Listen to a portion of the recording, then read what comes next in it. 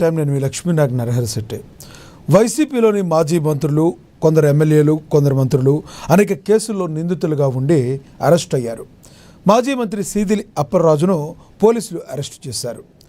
తన కొడుకు కేవలం లెర్నింగ్ లైసెన్స్ను మాత్రమే కలిగి ఉండి ఓవర్ స్పీడ్తో దానయ్య అనే గొర్రెల కాపరిని గుద్ది చంపేశారు.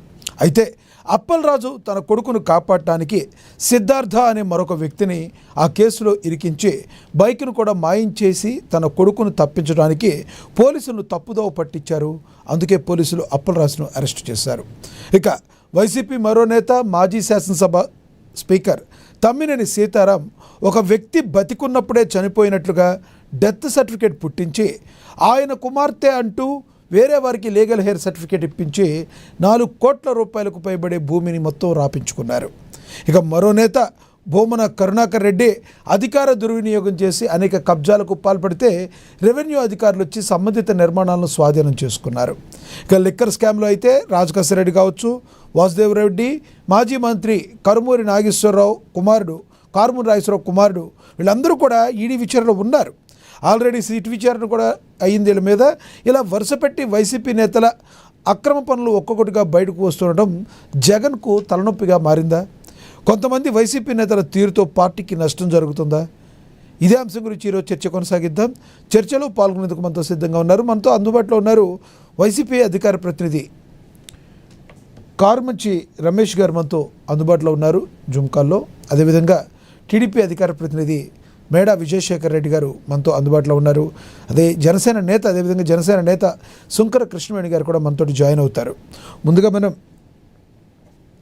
వైసీపీ అధికార ప్రతినిధి కారుమంచి రమేష్ గారితో మాట్లాడదాం. రమేష్ గారు నమస్తే అండి.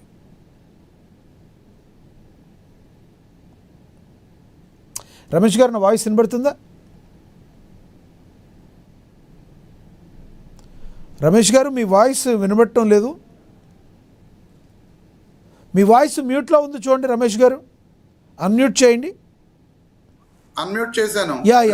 ఇప్పుడు వినబడుతుంది, కంటిన్యూ చేయండి. లక్ష్మీనాథ్ గారు, మీకు ప్యానెల్లో ఉన్న సభ్యులకు అలాగే ఏఎన్ఎన్ టీవీ ప్రేక్షకులందరికీ వెరీ గుడ్ ఆఫ్టర్నూన్ అండి. Good afternoon sir.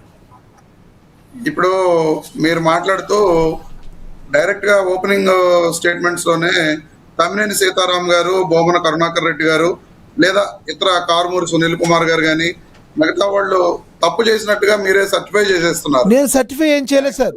సర్టిఫై చేయటం కాదు, ఆరోపణలు ఎదుర్కొంటున్నారని చెప్పాను. దాని విషయంలో ఆల్రెడీ అరెస్ట్ చేశారు, నిందితులుగా ఉన్నారు. కాదు ఒక్క విషయం చెప్తున్నానండి. అంటే నేను తమ్మినేని సీతారాం గారు, భూమన కరుణాకర్ రెడ్డి గారు ఈ విషయాల గురించి చెప్తున్నా. ఇప్పుడు తమ్మినేని సీతారాం గారి గురించి మీరు చెబుతూ ఒక వ్యక్తి డెత్ సర్టిఫికేట్ పుట్టించి అని చెప్పి డైరెక్ట్ గా ఇప్పుడు ఆయనే పుట్టించేసినట్టుగా చెప్తున్నారు. ఇంతవరకు దాని మీద ఎటువంటి ప్రూఫ్ లేదు, పోలీస్ స్టేషన్ లో కానీ ఎక్కడ కానీ ఆయనే డెత్ సర్టిఫికేట్ పుట్టించారు అనేది ఎక్కడ డైరెక్ట్ ఇది లేదు. అలాగే భూమన కరుణాకర్ రెడ్డి గారిది కూడా ఎన్నో గతంలో 25 సంవత్సరాల క్రితం ఆయన కొనుక్కున్న భూమిని ఆల్రెడీ దాని మీద కేసు కూడా కోర్టులో ఉంది. ఏంటంటే కేవలం ఈనాడు పత్రికలోను, ఆంధ్రజ్యోతి పత్రికలోను వచ్చిన వార్తల ఆధారంగా ఎటువంటి చర్యలు తీసుకోవట్లేదు అని చెప్పి పేపర్లో వచ్చిన కఠిన కథనాల ఆధారంగా ఈ రోజున భూమన కరుణాకర్ రెడ్డి గారి భూమిని ఆయన దగ్గరికి వెళ్ళి ఆ కాంపౌండ్ వాళ్ళు పడగొట్టడం కానీ ఇలాంటివి కానీ చేయడం జరిగింది. నిజంగా ప్రభుత్వానికి వీటి మీద పూర్తి స్థాయి హక్కులు ఉంటే వాళ్ళు దాన్ని అంతటినీ కూడా స్వాధీనం చేసుకునే పరిస్థితి ఉండేది. కానీ కోర్టులో కేసు ఉండగా ఎటువంటి నోటీసులు కూడా, కనీసం ఎంఆర్ఓ కూడా భూమన కరుణాకర్ రెడ్డి గారికి నోటీస్ ఇవ్వకుండా ఈ రోజు నాకు గోడ కూల్చివేశారని చెప్పి అక్కడ వారి కుమారుడు భూమన అభినయ్ రెడ్డి గారు వెళ్ళి మాట్లాడిన వీడియోలను కూడా మనం చూడటం జరిగింది. ఏం జరుగుతుందంటే ఈ రాష్ట్రంలో ఒక వికృతమైన రాజకీయ క్రీడను టీడీపీ, జనసేన, బీజేపీ కూటమి ప్రభుత్వం మొదలుపెట్టింది. వీళ్ళు అధికారంలోకి వచ్చిన మొట్టమొదటి రోజు నుంచి కూడా వీళ్ళ ఎజెండా ఏమిటంటే వైఎస్ఆర్ కాంగ్రెస్ పార్టీలో ఉన్న నాయకులను, కార్యకర్తలను ఏదో ఒక విధంగా వాళ్ళను చెడ్డ నాయకులుగా, మంచివారు కాదని చెప్పి చిత్రీకరించడం, లేదు వారి మీద వ్యక్తిత్వానికి పాల్పడడం, వాళ్ళు తప్పు చేసినా చేయకపోయినా రకరకాల కేసులు పెట్టి వాళ్ళను జైళ్లకు పంపించాలని ఏకైక ఉద్దేశంతో వీళ్ళు రెడ్ బుక్ రాజ్యాంగాన్ని ఒకటి ముందు పెట్టుకుని ఎవరైతే ప్రభుత్వాన్ని ప్రశ్నిస్తారో, ఎవరైతే ప్రభుత్వం మీద వ్యతిరేకంగా మాట్లాడుతున్నారో వాళ్ళందరి మీద కూడా రకరకాల అక్రమ కేసులు బనాయించి జైళ్లకు పంపితే రేపొద్దున వీళ్ళందరినీ కూడా ప్రజలు చేదరించుకుంటారు. వైఎస్ఆర్ కాంగ్రెస్ పార్టీ యొక్క గ్రాఫ్ డౌన్ఫాల్ అయిపోతుంది, మాకు ఎదురుండదు అని చెప్పి ఈ టీడీపీ జనసేన కూటమి ప్రభుత్వం అనుకుంటుంది. కానీ నేను క్లియర్ గా చెప్తున్నాను, వీళ్ళు ఆడుతున్న వికృత క్రీడలో వాళ్లే బలైపోతారు తప్ప వైఎస్ఆర్ కాంగ్రెస్ పార్టీకి లేదా వైఎస్ఆర్ కాంగ్రెస్ పార్టీ నాయకులకు ఎక్కడా కూడా నష్టం జరగదు. మీరు నేను మాట్లాడిన దానిలో నుంచి మీరు ఇద్దరు గురించి అబ్జెక్షన్ చెప్తూ మీరే సర్టిఫికేట్ ఇస్తున్నారు అని అన్నారు. నేనైతే ఆరోపణలు ఉన్నాయి అని అన్నాను. కానీ ఎందుకో మీరు సీదిరి అప్పలరాజు గారి గురించి మాట్లాడతాం మర్చిపోయారా, వదిలేశారా? సీదిరి అప్పలరాజు గారు తప్పు చేసినట్టుగా మీరు భావిస్తున్నారా? లక్ష్మీనాథ్ గారు, అది కూడా నేను మాట్లాడతాను. అంటే సబ్జెక్ట్ చెప్పుకుంటూ వస్తున్నాను కాబట్టి ఖచ్చితంగా సీదిరి అప్పలరాజు గారి ఇష్యూ గురించి కూడా నేను మాట్లాడతాను. ఇప్పుడు మొట్టమొదటి ప్రభుత్వ అధికారంలోకి రాగానే మొదలుపెట్టింది తిరుమల లడ్డు వ్యవహారం. ఏంటంటే వైఎస్ జగన్మోహన్ రెడ్డి గారిని ఏదో ఒక విధంగా హిందుత్వ వ్యతిరేకిగా చూపించడం కోసం తిరుమల లడ్డూలో జంతు కొవ్వు కలిసిందని చెప్పి ఎటువంటి ఆధారాలు లేకుండా స్వయంగా ఈ రాష్ట్ర ముఖ్యమంత్రి అలాగే ఈ రాష్ట్ర ఉప ముఖ్యమంత్రి పవన్ కళ్యాణ్, బీజేపీ పార్టీ వీళ్ళందరూ కూడా ఇష్టం వచ్చినట్లుగా ఆరోపణలు చేశారు.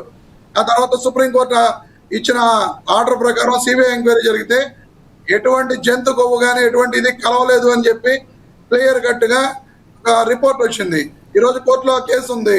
మరి ఆ రోజున వీళ్ళందరూ ఏం చెప్పారండి? జగన్మోహన్ రెడ్డి గారే కల్పించారు, హిందుత్వం ఆయనకు పెరగడం ఇష్టం లేదు, ఈ రకంగా రకరకాల దుష్ప్రచారం చేస్తూ వాళ్ళు జగన్మోహన్ రెడ్డి గారు. సార్, ఇప్పుడు జరుగుతున్న కేసుల్ని మీరు జనరలైజర్ చేస్తున్నారు. ఈ టాపిక్ గురించి మాట్లాడండి. సీదిరి అప్పలరాజు గారి గురించి డైరెక్ట్ గా మాట్లాడండి, జనరలైజర్ చేయొద్దు. సార్ లక్ష్మీనాథ్ గారు, జరుగుతున్న వ్యవహారాలు వీళ్ళు వైఎస్ఆర్ కాంగ్రెస్ పార్టీ నాయకులను ఏ విధంగా వ్యక్తిత్వానం చేసి అనుకుంటున్నారో అది మీకు చెప్తున్నా. కాదంబరి జత్వాని కేసు ఈ రోజు ఏమైందండి? 3 IPS లను వీళ్ళు సస్పెండ్ చేసి జైళ్లకు పంపించడం జరిగింది. ఈ రోజు కాదంబరి జత్వాని బ్లాక్ మెయిలర్ గా క్లియర్ గా అందరికీ కూడా వాళ్లే ఛార్జ్ షీట్ వేసిన పరిస్థితి.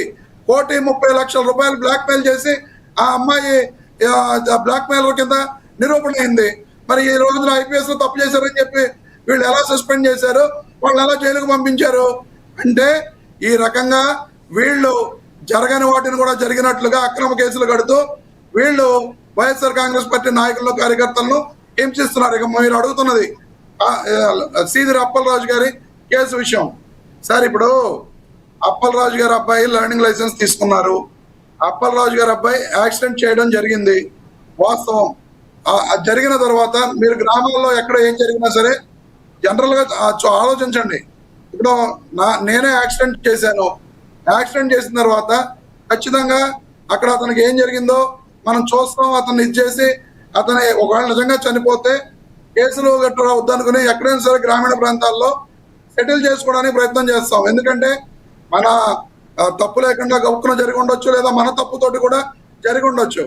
ఆ రకంగా అక్కడ సీదిరి అప్పలరాజు గారికి కుమారుడి యాక్సిడెంట్ విషయంలో సెటిల్ చేసిన నాయకులు టీడీపీ నాయకులు. కానీ ఆ నాయకుల గురించి వీళ్ళు ఎక్కడా మాట్లాడట్లా. సీదిరి అప్పలరాజు గారే తప్పు చేసినట్టుగా మాట్లాడుతున్నారు. ఆ టీడీపీ నాయకుల్ని కేసులు ఎందుకు పెట్టలేదు? వీళ్ళు వాళ్ళని కూడా కేసుల్లో పెట్టాలి కదా. వాళ్లే కదా మధ్యలో ఉండి సెటిల్ చేసింది. మరి వాళ్ళని మాత్రం ఎక్కడ కేసుల్లో తీసుకోవాలా? అంటే వైసీపీ నాయకులు టీడీపీ నాయకులు హెల్ప్ తీసుకున్నారంటారు మీరు అనేది? సార్, అక్కడ మధ్యలో అతను దానయ్య చనిపోతే ఆ దానయ్య తరపున వచ్చి మాట్లాడింది టీడీపీ నాయకులు. వైసీపీ నాయకులు మాట్లాడటం పంచాయతీలు కాదు సార్. నాకు ఒకటి స్ట్రైట్ గా చెప్పండి ఈ విషయంలో, ప్రజలకు మీరు చెప్పండి. రమేష్ గారు సిద్ధార్థ అనే యువకుడు చంపినట్లుగా, డ్రైవింగ్ చేస్తున్నట్లుగా ఎందుకు పోలీసులు తప్పుదో పట్టించే ప్రయత్నం చేశారు? ఎందుకు ఆ బైక్ను మాయం చేసే ప్రయత్నం చేశారు? దానికి చెప్పండి సార్. ఇప్పుడు మానవతా దృక్పథంతో అక్కడ టీడీపీ నాయకులు సెటిల్ చేసుకుందాం అనుకుంటే యాక్చువల్గా దానికి ఆయన సీదిరి అప్పలరాజు గారు ఒప్పుకోవడం జరిగింది. కానీ ఆ తర్వాత కేసు విషయం పెద్దది, టీడీపీ నాయకులందరూ ఇది చేసి పత్రికల్లో, సోషల్ మీడియాలో గోల చేసి ఇది చేసేటప్పటికి ఆ విషయంలో, ఎందుకంటే సీదిరి అప్పలరాజు గారి అబ్బాయి ఆ రోజునే అప్పటికే ముందే LLR లైసెన్స్ తీసుకున్నాడు కాబట్టి, సో ఆయన వేరే వాళ్ళని వాళ్ళు ఒప్పుకొని మేము చేస్తామని చెప్పి, ఎందుకంటే అతనితో పాటు ఆ రోజున అతను కూడా ఉండవలసిన ఇది ఉంది, కానీ అతను లేడు కాబట్టి అతను నేను ఉంటాను కేసులో అని చెప్పి, ఎందుకంటే ఈ రోజున మా నాయకుడు ఉన్నాడు సార్, మా నాయకుడు డిఫెన్స్ చేసుకోలేకపోతున్నారు సార్ మీరు పర్ఫెక్ట్గా. సార్ మా నాయకుడు జగన్మోహన్ రెడ్డి గారి కోసం కానీ వాళ్ళ కోసం కానీ మేము ఏదైతే చేయడానికైనా మేము సిద్ధంగా ఉంటాం. అలాగే అక్కడ ఉన్న శ్రీధర్ అప్పలరాజు గారి కోసం అక్కడ ఉన్న సిద్ధార్థ్ అనే వ్యక్తి ఆ కేసులో ఉండడానికి సిద్ధపడ్డాడు తప్ప, ఆ శ్రీధర్ అప్పలరాజు గారు అతను బ్లాక్మెయిల్ చేసో లేకపోతే మరో ఏం సార్ ఏం మాట్లాడుతున్నారు సార్? సార్ అసలు ఏం మాట్లాడుతున్నారు సార్ రమేష్ గారు? జనాలు చూస్తున్నారు. శ్రీధర్ అప్పలరాజు గారు ఆ సిద్ధార్థ చాడిని ఆ కేసులో ఇరికిచ్చినట్లుగా అతను స్టేట్మెంట్ ఇచ్చాడా సార్? నన్ను ఇరికిచ్చారు, నన్ను బలవంత పెట్టారు, నన్ను శ్రీధర్ అంటే ఎవరినైనా గుద్దేస్తే వేరే మనిషిని పెట్టేస్తే ఇస్తా మీకు ఇస్తా ఆగండి,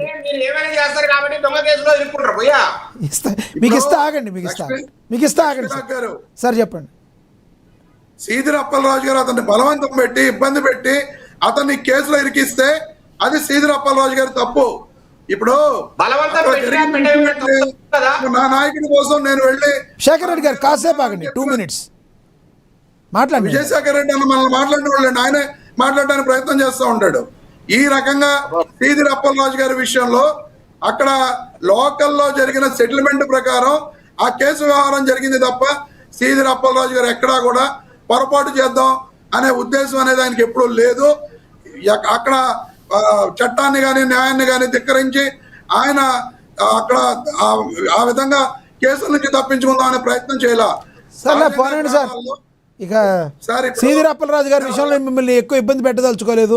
మిగతా 2 స్ట్రాంగ్ గా మాట్లాడుతున్నారు కానీ ఆ విషయంలో పాపం మీరు స్ట్రాంగ్ గా మాట్లాడలేకపోతున్నారు. మీరు అలా మాట్లాడకండి. ఇప్పుడు ఇక్కడ గ్రామీణ ప్రాంతాల్లో ఏ విధంగా అయితే సెటిల్మెంట్లు జరుగుతాయి, ఎందుకంటే ఒక యాక్సిడెంట్ జరిగితే విజయశేఖర్ రెడ్డి గారికి తెలియంది కాదు, కృష్ణవేణి గారికి తెలియంది కాదు, డైరెక్ట్ గా కేసులు కట్టేసుకుని అరెస్టులు చేసేసుకుని ఇటువంటి సంస్కృతి ఎక్కడా లేదు. అంతేకాదు శ్రీధర్ అప్పలరాజు గారి మీద లేదా వాళ్ళ అబ్బాయి మీద ఈ రోజున అన్యాయం మర్డర్ కేసు, ఒక్కసారి విజయశేఖర్ రెడ్డి అన్న మర్డర్ కేసులు కట్టారు. ఇప్పుడు కట్టవలసిన కేసు ఏంటండి? యాక్సిడెంట్ కేసులు కట్టాలి. యాక్సిడెంట్ కేసులు ఎందుకు కట్టలా? మర్డర్ కేసులు ఎందుకు కట్టారు? అరే ఆగన్నా, నువ్వు యాక్సిడెంట్ కేసు ఎందుకు కట్టలేదు సార్? మర్డర్ కేసులు ఎందుకు కట్టారు? అది తప్పు కాదా? జడ్జి గారు అది తప్పు అని చెప్పి మర్డర్ కేసులను తొలగించమని చెప్పి చెప్పలేదా? వాళ్ళు ఏ కేసులు కట్టారో పక్కన పెడితే రమేష్ గారు ఒక ప్రజాప్రతినిధి 10 మందికి ఒక దారి చూపించాల్సిన వ్యక్తి తానే తన కొడుకును కాపాడుకునే ప్రయత్నంలో పోలీసు వారిని తప్పుదో పట్టించడం అంటే అది చట్ట వ్యతిరేకత కాదంటారా? ముందు అక్కడి నుంచి స్టార్ట్ చేయండి సార్. లక్ష్మీనాథ్ గారు, పోలీసు వారిని శ్రీధర్ అప్పలరాజు గారు తప్పుదో పట్టిందాం అనే ఉద్దేశం ఏ కోసైనా లేదు.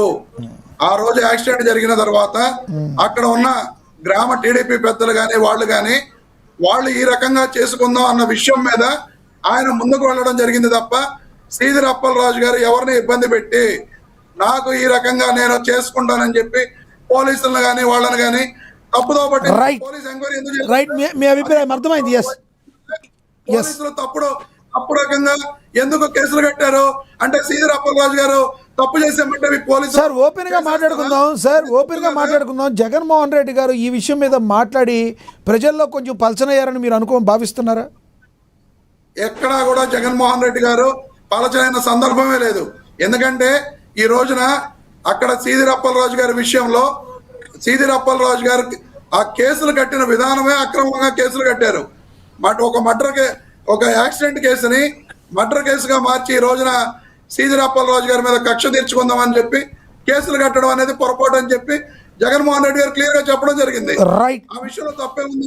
మీ అభిప్రాయం అర్థమైంది. గుద్ది చంపినా ఒకవేళ కాంప్రమైజ్ అయితే ఏం కాదు, కాంప్రమైజ్ అవ్వకపోతేనే ప్రాబ్లం అంటారు మీరు. మీ అభిప్రాయం అర్థమైంది. గుద్ది చంపేసిన అవతల వ్యక్తి కాంప్రమైజ్ అయితే ఇక మనం నలుగురు బయట తిరగొచ్చు. ఎవరు గుద్ది చంపరు. అదే సార్, ఎవరు గుద్ది చంపరు. అవును సార్, యాక్సిడెంట్లు జరుగుతాయి. అవును. ఇప్పుడు అది కావాలని గుద్ది చంపితే అది మర్డర్ కడతారు. ఇది పొరపాటు జరిగిన యాక్సిడెంట్ జరిగిన దాంట్లో గ్రామాల్లో ఎన్నో చోట్ల సెటిల్మెంట్లు జరుగుతాయి. ఎన్నో చోట్ల రకరకాలుగా అంగీకార పత్రాలు రాసుకుంటారు. అవన్నీ కాకుండా ఈ రోజు మర్డర్ చేసినట్టుగా మర్డర్ కేసులు కడతాం, మర్డర్ సెక్షన్లు వేయడం తప్పు కదండి. రైట్. అసలు తప్పును వదిలేసి దానికి తప్పు కాదంటే నేనేం సమాధానం చెప్పను. ప్రజలు నన్ను చూస్తారు. మీకు అవునండి తప్పండి నేను ఎలా చెప్తాను చెప్పండి. అసలు కేసులు కట్టడం దాకా తీసుకెళ్ళడం ముందు మంత్రి గారు డైరెక్ట్గా అబ్బాయిని పోలీస్ స్టేషన్కి అప్పచెప్పుంటే, మా బాబు లెర్నింగ్ లైసెన్స్ కలిగి ఉన్నాడు, ఇదండి మా బాబు చేసిన తప్పు, యాక్సిడెంట్ అనుకోకుండా జరిగింది, డైరెక్ట్గా చెప్పుంటే బాగుండేది కదా. ఆయన మాఫీ చేసే ప్రయత్నం చేయబట్టే కదా ఇదంతా ప్రాబ్లం అయింది. లక్ష్మీనాథ్ గారు చెప్పండి. లక్ష్మీనాథ్ గారు సార్ చెప్పండి. మీరు చెబుతున్నారు, మీరే పొజిషన్ లో ఉన్నారు, మీరు యాక్సిడెంట్ చేశారు, మీరు ముందు గొడవ లేకుండా కేసులు లేకుండా సెటిల్ చేద్దాం అనుకుంటారా, లేకపోతే నేనే వెళ్ళిపోయి నేనే యాక్సిడెంట్ చేశానని చెప్పి మీరు పోలీస్ స్టేషన్ వెళ్ళిపోతారా? మీరు చెప్పండి. ఎవరైనా అక్కడ జరిగిన సిచ్యువేషన్ బట్టి తప్పు మంది అయితే చట్ట ప్రకారం ముందు మనం ఏదైతే నిజంగా మందే తప్పు ఉంటే డైరెక్ట్గా లొంగిపోతాం ఎవరైనా. ఇది నా వల్ల అనుకోకుండా జరిగింది సార్ అని చెప్తాం. అనుకోకుండా జరిగితే వాంటెడ్లీ తప్పించుకోవాలనుకునే ఇది లోపల ఉంటే మనం ఏం చేయలేం. నిద్రపోతున్న వాళ్ళు లేపొచ్చు, కానీ నిద్రపోతున్న నటిస్తున్న వాళ్ళు లేపగలమా? లేపలేంగా. సార్ జనరల్ గా హ్యూమన్ టెండెన్సీ ఎలా ఉంటుందో మీకు తెలియదు కాదు. మీరు యాక్సిడెంట్ చేశారు, మీరు ఏమనుకుంటారు, ఏదో ఒక రకంగా కేసులు లేకుండా గొడవ సెటిల్ చేసుకుందాం. భగవంతుడి దయ వల్ల ఇప్పటి వరకు నేను అలాంటి ఏమీ చేయలేదు, నాకేం కాలేదు, ఆ దేవుడి దయ వల్ల. హ్యూమన్ టెండెన్సీ ఎలా ఉంటుంది అని అడుగుతున్నానండి. రైట్. రమేష్ గారు మీ అభిప్రాయం అర్థమైంది. మళ్ళీ మాట్లాడదాం మీతో. నేను మనతోటి విజయశేఖర్ రెడ్డి ఉన్నారు, టీడీపీ అధికార ప్రతినిధి, ఆయనతో మాట్లాడదాం. విజయశేఖర్ రెడ్డి గారు నమస్తే. నమస్కారం సార్. ఏం సార్, ఎందుకు మీరు అమాయకంగా ఉండి అనుకోకుండా ఉన్న వాళ్ళని కేసుల్లో ఎందుకు ఇరికిస్తున్నారు? కూటమి ఒక్క మాట సార్, కూటమి ప్రభుత్వం పాలించండి అయ్యా అని మీకు ప్రజల అధికారం ఇస్తే ఎందుకు అమాయకులైన వైసీపీ నేతల్ని మీరు ఇబ్బందులు పెడుతున్నారు? నా వాదన కాదు, వైసీపీ నేత అడుగుతారు. వాళ్ళకి టైం బాగలేక వాళ్ళు ఇరుక్కుంటే మీ ఇబ్బంది పెట్టడం ఏంటంటే సార్, ఇప్పుడు తమ్మినేని సీతారాంగాన్ని మేము ఇరుక్కోమని చెప్పామా? ల్యాండ్ ఎవరో ఒక వ్యక్తి బతుకున్న వ్యక్తిని చనిపోయాడని డెత్ సర్టిఫికేట్ సృష్టించి అతని పేరు మీద ల్యాండ్ రాసుకొని మేము చెప్పామా ఆ పని చేయమని? అంటే ఆ రోజు వాళ్ళకి అధికారం ఉన్నింది, ఇష్టారాజ్యంగా ప్రవర్తించారు. 30 ఏళ్ళు మాకు తిరుగులేదు. ఈ రాష్ట్రంలో జగన్మోహన్ రెడ్డి గారు బతుకున్నంత వరకు మేమే ముఖ్యమంత్రులు. ఇక్కడ ఏ పార్టీని ఇంకా అధికారంలో రానివ్వము. తెలుగుదేశాన్ని కావచ్చు, జనసేన కావచ్చు, ఇంకెవరిని, బీజేపీని కావచ్చు, అడ్రస్ ఉండరు ఈ రాష్ట్రంలో. మేమే హీరోలము, మేమే రాజులం అని వీళ్ళు జబ్బలు తెరుచుకొని మాట్లాడిన రోజులు చూసాం మనం 2024 ముందర. ఎప్పుడైతే 2024 జూన్లో దిమ్మ తిరిగేట్టుగా 11 సీట్లు వచ్చాయో వీళ్ళకి అప్పుడు అదేదో మహేష్ బాబు డైలాగ్ ఉండదు, దిమ్మ తిరిగి మైండ్ బ్లాక్ అయ్యేటట్టు. అప్పుడు వీళ్ళకి అసలు విషయాలు అర్థమైనాయి. ప్రజలు అనుకుంటే ఎవరినైనా హీరో చేస్తారు, కాదనుకుంటే ఎవరినైనా జీరో చేస్తారనే విషయం అప్పుడు అర్థమైంది. కానీ అప్పటికే వీళ్ళు చేయాల్సిన తప్పులు కొన్ని చేసుకుంటూ పోయారు. ఇప్పుడు భువన కరుణాకర్ రెడ్డి గారు కావచ్చు, అట్లాగే తమ్మినేని సీతారాం గారు కావచ్చు, వీళ్ళందరూ తప్పులు చేశారు. కానీ సీదిలి అప్పలరాజు గారు సార్ ఒకానొక రోజు నిండు అసెంబ్లీలో ఎంత దారుణంగా మాట్లాడారు సార్ చంద్రబాబు నాయుడు గారిని. అవసరమా సార్? కర్మ రిటర్న్స్ అనేది ఎట్లా ఉండదు చూడండి. ఇప్పుడు రమేష్ గారు దయచేసి అర్థం చేసుకోవాలి, కర్మ ఎట్లా రిటర్న్ అవుతుందో చూడండి సార్. బైబిల్లో వీళ్ళు విశ్వసించే బైబిల్, వీళ్ళు చదివే బైబిల్ అంటే ఏంటి ఇప్పుడు? అంటే సార్ కాదు విజయశేఖర్ రెడ్డి గారు ఒక్క మాట, చంద్రబాబు గారిని నాయుడు గారిని అవమానించినందుకు సీదిరి అప్పలరాజు గారు కొడుకెళ్ళి యాక్సిడెంట్ జరగటం ఇవన్నీ జరిగినాయి అంటారు మీరు? చిన్నప్పటి నుంచి సార్ ఇవన్నీ చిన్నప్పటి నుంచి చెప్తున్నా నేను, వినండి దయచేసి. మీరు నేను ఏదైనా ఒకటి చెప్తే దాని మీద ఒక క్వశ్చన్ వేసి అందుకు చేస్తారు సార్. విషయం చెప్తున్నా మీకు సార్. ఒకటి ఏంటంటే బైబిల్, నేను బైబిల్ చదువుతా, తర్వాత దేవుడికి వదిలేస్తా అని జగన్మోహన్ రెడ్డి గారు ఒక డైలాగ్ చెప్తారు. జనరల్గా బైబిల్లో ఏం చెప్తారు సార్? బుక్ ఆఫ్ అబదియా అని ఒక బైబిల్ చిన్న బుక్ ఒకటి ఉంటుంది, షార్టెస్ట్ బుక్ ఇన్ బైబిల్. అదేం చెప్తారండి? Whatever is done to others the same will return upon yours అని చెప్తుంది. అవును. అంటే మనం ఏదైతే వేరే వాళ్ళకి చేస్తామో అదే మనకు కూడా తిరిగి వాళ్ళ నుంచి మనకు వస్తుంది అనేది. అంటే దేవుడు అట్లాగా మన కర్మను రాస్తాడు. మనం ఎంత గొప్పగా ప్రజలను ఆదరిస్తామో, లేదంటే స్నేహితులు ప్రేమిస్తామో, లేదంటే ఎదుటివాడిని గౌరవిస్తామో, అట్లాగే దేవుడు కూడా మనకు అట్లాంటి మంచితనాన్ని లేకపోతే మంచి పరిస్థితులు మనకు కల్పిస్తాడు. ఆ రోజు అకారణంగా సార్ సీదిలి అప్పలరాజు గారు చంద్రబాబు నాయుడు గారు సీఎంగా ఫస్ట్ టైమో సెకండ్ టైం అయినప్పుడు ఆయన డాక్టర్ అయ్యి ఆయన దగ్గరికి వచ్చి, సార్ మీరే నా ఆరాధ్య దైవము, మీరే సూపర్ స్టారు, మీరే ఆదర్శమైన ముఖ్యమంత్రి అని చెప్పి అద్భుతంగా పొగిడిన వ్యక్తి వైసీపీలో చేరంగానే ఈ మధ్యలో ఏదైతే ఉందో అది అంటించుకుంటూ పోయాడు. వీళ్ళ డైలాగ్ ఉంటాయి కదా, స్క్రిప్ట్ డైలాగులు, అలాగా మాట్లాడడం మొదలు పెట్టాడు. ఎంత దారుణంగా మాట్లాడాడు సార్. మెదడు దెబ్బతినింది, మెంటల్ గా సరిగా లేడు చంద్రబాబు నాయుడు గారు, ఆయన హాస్పిటల్కి చూపించాలి, హాస్పిటల్ చూపించి మళ్ళా అసెంబ్లీకి తీసుకురావాలి. అవసరమా సార్? ఎవరైనా మాట్లాడతారా సార్ నిండు అసెంబ్లీ ఆ మాటలు?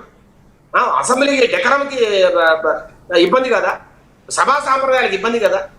అలా ఒక డాక్టర్గా మారిన వ్యక్తి ఈరోజు చూడండి, కొడుకు ఎల్ఎల్ఆర్ మీద సార్, ఒక డాక్టరు సార్, ఆయన ఒక వీడియో ఉంది నా దగ్గర, ఆయన మాట్లాడిన మాటలు చూపిస్తా మీకు. అంటే చంద్రబాబు నాయుడు గారి మీద కాదండి, ఆయన జనరల్ గా మాట్లాడాడు. ఇది అంటే నేను డాక్టర్ని అయినా తప్పే అని ఒక మాట మాట్లాడాడు. అది అది అది మీకు చూపించాలి ఇప్పుడు.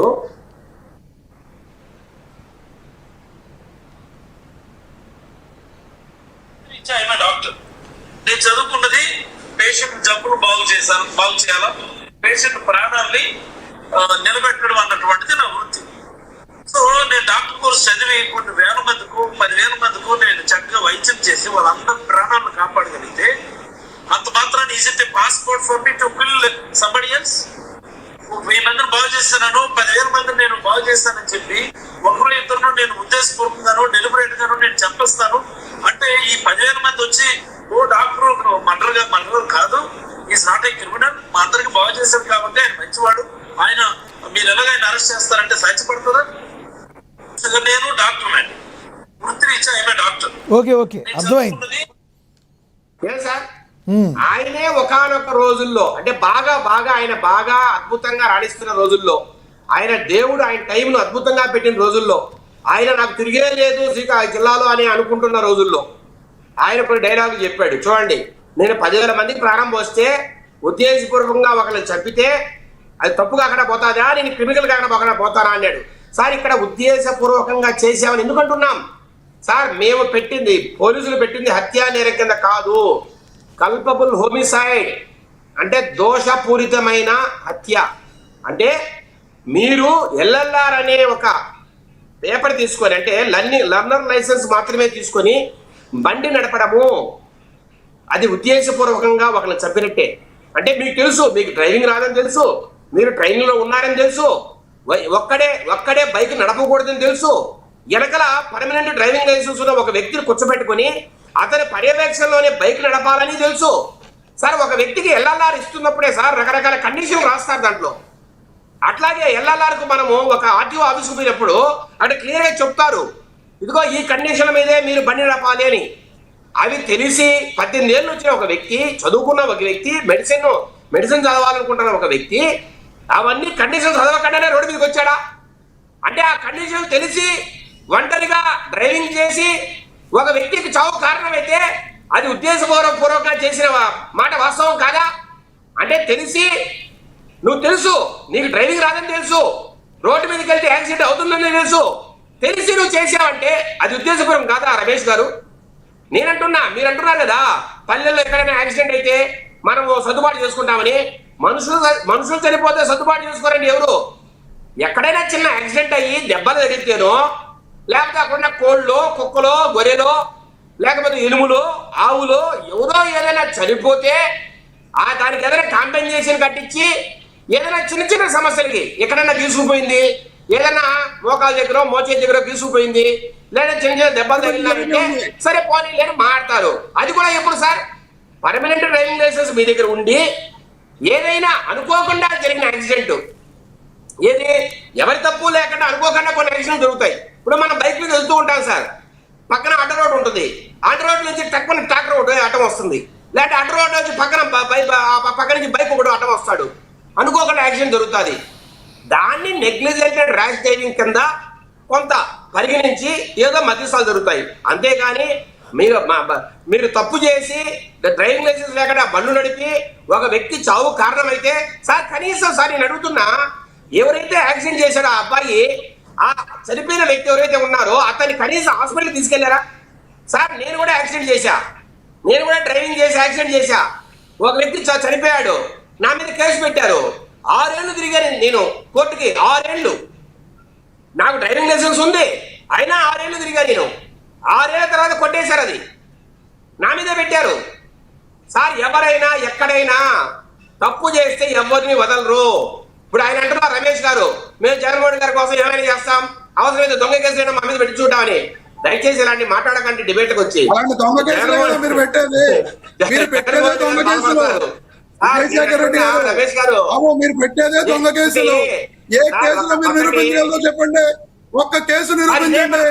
తిరుమల లడ్డు, ప్రకాశం బ్యారేజ్ కోర్టు కొట్టేశారు, Kadambari Jethwani case, Vivekananda case, Andhra case, ఎక్కల్ స్కామ్, ఏ కేసు, ఏ ఒక్క కేసు మీరు నిరూపించారో చెప్పండి.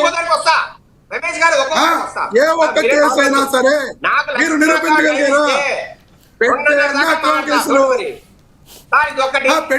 డిబేట్ లో ఇంకొకరు మాట్లాడాల్సిన వాళ్ళు ఉన్నారు, మీరు మాట్లాడండి ఫస్ట్. ఇప్పుడు అతన్ని హాస్పిటల్ తీసుకెళ్ళా, అతను ఒకవేళ నిజంగా సార్ ఏదైనా కొన ప్రాణాలతో ఉంటే వీరు హాస్పిటల్ తీసుకెళ్తే ఆయన పెట్టుకుంటేవాడేమో, చనిపోయాడు. తర్వాత ఏం చేశారు, కనీసం మేము ఇక్కడ యాక్సిడెంట్ చేశాం, పలానా వ్యక్తి దెబ్బతిందని కనీసం 108 గానే ఫోన్ చేయాలా, చేయలా. ఆఖరికి ఏం చేశారు, వేరే ఈ బైక్ కాకుండా వేరే బైక్లు పెట్టాలని ట్రై చేశారు, వేరే వ్యక్తిని పంపించి అరెస్ట్ చేయించారు. అట్లాగే ఎవరైతే చనిపోయారో వాళ్ళ మదర్కి ఫోన్ చేసి మీకు ₹1,00,000 డబ్బిస్తాము, అట్లాగే మీకు కోటలకి మా ఇంట్లో జాబ్ ఇస్తామని రకరకాలుగా వాగ్దానాలు చేశారు. వాళ్ళను కన్విన్స్ చేయడానికి ట్రై చేసి వారు రకరకాలుగా ప్రవర్తించారు, వాళ్ళు తిరగబడ్డారు. సార్ నేను అంటున్నా, నిజంగా వాళ్ళు మాట్లాడుకొని ఒకవేళ సెట్ అంటే కూడా ఓకే, ఇది ఇంత పెద్ద ఇష్యూ కాకపోయేదేమో. వాళ్ళు ఏమన్నారు, నా కొడుకు చనిపోతే ₹1,00,000 నేను లొంగిపోవాలని ఆమె బాధపడి మాట్లాడింది. వాస్తవం కదా? ఇన్ని జరిగిన తర్వాత సార్ ఎవరైనా కొడుకు యాక్సిడెంట్ చేసి తప్పు చేస్తే సార్ ఒకవేళ బాధ ఉంటుంది, కొడుకుని నేరుగా తీసుకెళ్లి స్టేషన్లో అప్పగించాలంటే ఎవరికైనా బాధ ఉంటుంది. కానీ అట్లీస్ట్ కేసు ఇది పెట్టాలి కదండి. ఇదిగో మా వాడు ఈ మాదిరిగా యాక్సిడెంట్ చేశాడంటే అని చెప్పాలి కదా పోలీసులకు ఫోన్ చేసి. తర్వాత కదా, ఇప్పుడు సరెండర్ ఎప్పుడు అవుతాడు, లేదంటే అవుతాడా లేదా, ఏం కేసు పెడతారో తర్వాత కదా. సార్ 2-3 రోజుల తర్వాత అక్కడ సీసీ ఫుటేజ్ చూసి అక్కడ యాక్సిడెంట్ చేసింది సిద్ధార్థ్ కాదు, ఈ ఆరవ వర్మ అని ఆ రోజు వాళ్ళు తెలిసిన తర్వాత అప్పుడు పోలీసులో పెట్టాల్సిన పరిస్థితి వచ్చిందంటే మీరు ఎంత దారుణమైన మోసం చేశారు సార్ ఈ రాష్ట్ర ప్రభుత్వాన్ని, అట్లాగే పోలీస్ శాఖను. సో అంత చేసిన తర్వాత పోలీసు ఎవరైతే బుద్ధి చంపాడో అతన్ని, ఎవరైతే ఈ సాక్ష్యాధారాల మార్పు చేయాలనుకున్నారో, తారుమారు చేయాలనుకున్నారో ఇద్దరిని అరెస్ట్ చేయడం తప్పే ఉందండి. రైట్. ఇప్పుడు సీతారాం గురించి చెప్పండి, తమ్మినేని సీతారాం గారి గురించి చెప్పండి. ఆయన టైం అవుతుంది, ఆయన గురించి ఏంటి, ఆయన ఎటువంటి పరిస్థితుల్లో ఆయన చేయలేదు, ఇంకా ప్రూవ్ కాలేదు అని చెప్తున్నారు కదా ఆయన. ఇప్పుడు సీనియర్ అప్పురాజన్న ఒక స్థాయి వ్యక్తి, ఇప్పుడు ఈ సీతారాం గారి గురించి చెప్పాలంటే ఆయన అసలు మహావీరుడు. ఆయన అసెంబ్లీలో ఆయన స్పీకర్ గా ఉన్నప్పుడు ఏ స్థాయిలో మాట్లాడాడో అసలు ఆయన మాటలు చూస్తే ఇంతకన్నా స్పీకర్ ఇండియాలో లేడు అనుకునే వాళ్ళం మనం. ఆయన మాట తీరు, హావభావాలు, అసలు నేను ఎక్కడా తప్పు చేయను, చాలా గొప్ప వ్యక్తిని, దైవాంశ సంభూతుడిని, నేను చెప్పేదే మీరు వినాలా, మీరేం నన్ను బెదిరించేంత మగోళ్ళ. నేను చాలా వీడియోలు చూశాను సార్ ఆ మధ్యకాలంలో ఆయన మాట్లాడేది. అసలు చంద్రబాబు నాయుడు గారిని ఇంతకాలం అంటే ఎక్కువ కాలం మన రాష్ట్రానికి అత్యధిక కాలం ముఖ్యమంత్రిగా ఉన్నారని కనీసం జ్ఞానం లేకుండా, కనీసం నాలెడ్జ్ లేకుండా ఎంత దారుణంగా ప్రవర్తించడం సార్. ఈ రోజు ఆ కర్మ మళ్ళా రిటర్న్స్, ఈ రోజు ఆయన విషయంలో కూడా మళ్ళా karma return. Same Bible, same book of అవధియా, లేదంటే సార్ గోల్డెన్ రూల్ అని ఒకటి ఉంటుంది ల్యూక్ దీంట్లో సార్, అది కూడా అదే చెప్పారు, what ever is done to you will be done, what ever is done to others will be done to you అని. సార్ ఇది అందరికీ వర్తిస్తుంది. ఈ రకంగా సార్ 4 కోట్ల భూమిని ఒక వ్యక్తి, బతుకున్న వ్యక్తిని దారుణంగా సార్ చనిపోయాడని చెప్పి ఒక డెత్ సర్టిఫికేట్ పుట్టించుకొని ఆ భూమిని అక్రమంగా రిజిస్టర్ చేసుకొని, అసలు సార్ ఆ సబ్ రిజిస్టర్ ఎలా చేశాడు సార్? ఆ మనిషే లేకపోతే ఆ మనిషి బిడ్డల దగ్గర వాళ్ళ దగ్గర డెత్ సర్టిఫికేట్ చూపించి అతను ఎలా చేస్తారు సార్ రిజిస్ట్రేషన్? కనుక్కోవాలి కదా కనీసం. ఏం జరుగుతుంది అసలు, నా జాబ్కు ఇబ్బంది రాదా, నా జాబ్కు సమస్య కాదా అని ఆయన కనుక్కోడా సబ్ రిజిస్టారు? అంటే వైసీపీ గవర్నమెంట్ లో అధికారులు పెత్తనం కాదు, నాయకులదే పెత్తనం, ఎమ్మెల్యేలదే పెత్తనం, మినిస్టర్లదే పెత్తనం. సీఎం గారు ఇప్పుడు ఏదైతే మీ కూటమి ప్రభుత్వం వచ్చిన తర్వాత ఒకటి విజయశేఖర్ రెడ్డి గారు ఒక్క సెకండ్, మీ కూటమి ఒక్క క్వశ్చన్ అడగనివ్వండి, ఎట్లాంటి సమస్యలైనా వాళ్ళు ఏం చెప్తారే చేయాలి. ఒకటి సార్, భూమిని కొట్టేసిన తర్వాత ఈ రోజు A5, A6, విజయశేఖర్ రెడ్డి గారు సార్, నేను అడుగుతున్నా తమ్మినేని సీతారాం గారిని, నువ్వు అన్ని కథలు చెప్పావు కదా తమ్మినేని సీతారాం గారు ఆ రోజు అసెంబ్లీలో కూర్చొని ఒక స్పీకర్ గా. ఈ రోజు అదే ప్రజాస్వామ్యం, అదే ప్రభుత్వం, అదే పార్టీలు ఏమైపోయావు? మీకు తెలుసో తెలీదో ఫోన్లు కూడా ఇంట్లో హైకోర్టు పెట్టేసి మీరు వేరే వేరే బాడుకారులు వేసుకొని ఎక్కడికి పారిపోయావు? ఆంధ్ర రాష్ట్రాన్ని వదిలి ఎన్ని రోజులు బయట ఉంటావు? ఈ రాష్ట్రం వదిలేసి పారిపోయావా? అంత పిరికి వాళ్ళ వైసీపీ నాయకులు కేసు పెడితే పారిపోయే వాళ్ళు. మీకెందుకు ఈ రాజకీయాలు? ఎందుకు మీ దొంగతనం? ఎందుకు ఈ కపట నాటకాలు? ఎందుకు ప్రజాస్వామ్యం ఇంత అపహాస్యం చేయాలనుకున్నా మీరు? రైట్ అసలు ఎంత చెడ్డ పేరు రైట్ జగన్మోహన్ రెడ్డి గారికి. Right right sir, Jaganmohan Reddy గారు ఇన్ని రోజులు అనుకుంటా ఉంటారు నా చుట్టుపక్కలంతా వీరాజకీయులు ఉన్నారు, వీరంతా ఉండగా నాకేంటి భయం అని. కానీ ఈ మాదిరిగా చిన్న చిన్న కేసులకే పారిపోతే ఎట్లా సార్? సార్, మా నారా లోకేష్ గారి మీద 23 కేసులు పెడితే భయపడలా, మా మీద కేసులు పెడితే భయపడలా. మేము ఎంతో మంది మీద 10ల సంఖ్యలో కేసులు పెడితే డోంట్ కేర్, మేము దేనికైనా సరే తిరగమన్నాం. ఈరోజు ప్రభుత్వంలో ఉన్నాం. మీరేంటి సార్ చిన్న చిన్న కేసులకే పారిపోతారు? రైట్ ఒరిస్సా పారిపోయారు ఒకరంటారు, రైట్ రైట్ ఒకరంటారు. ఒకటి ఇది కేసులుంటే గొప్పగా ఫీల్ అవుతున్నారు. ఎవరు కూడా గాంధీ మహాత్ములు లేరు కదా సార్ ఇక్కడ. సార్ తమ్మినేని సీతారాం గారు, సార్ తమ్మినేని సీతారాం గారు నిజంగా ఆత్మాభిమానం ఉన్న వ్యక్తి అయితే సోషల్ మీడియాలో అతని మీద జరుగుతున్న దాడికి ఆత్మహత్య చేసుకోవాల్సిన పరిస్థితి ఈరోజు. ఎందుకు కోడెల గారు లాగా ఆయన కూడా పైకి పంపించేద్దామని మీరు ఇన్ఫర్మేషన్ ఇస్తున్నారా?